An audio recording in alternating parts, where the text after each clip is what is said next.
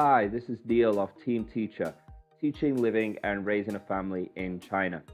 Today we're going to look at a PowerPoint game that we often use in our public school classes. It's a game that we'll generally play at the end of our lessons to combine all our target language together. Here's how it works.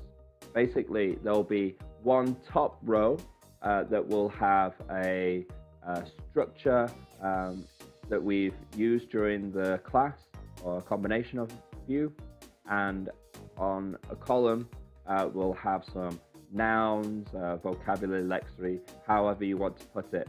And basically what the students have to do is they have to combine the structure and the noun together so they can practice the target language in different fun and dynamic ways. So they could, for example, say, he is 3 years old, and then they get to choose that particular square. When they choose the square, they get allocated a point. And that can be either for their team or for them individually. Whatever reward system, point system that you have is fine. However, they can choose an option, say, I am 3 years old. And oh no, it's a bomb. They lose points. And it varies, and you can use it in many different ways with many different structures. Like here, I'm using can with a variety of different verbs. It's basically just a very fun and dynamic way to get them to practice the language that they've been using during the class and learning during the class. This is a grid selection game, and there are different fancier versions. You can jazz it up a little bit, and some other people have. Let's take a look.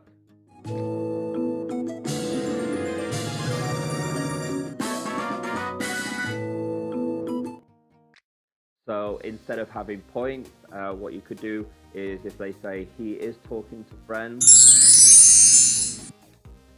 it could take you to different screens with different rewards and different punishments, etc.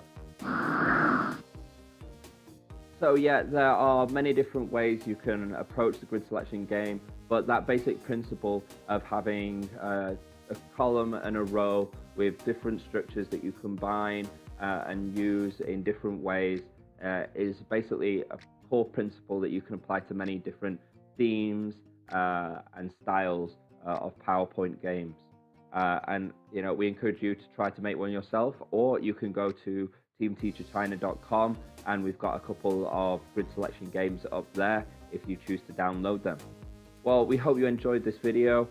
Please consider liking and subscribing to our channel. Bye bye.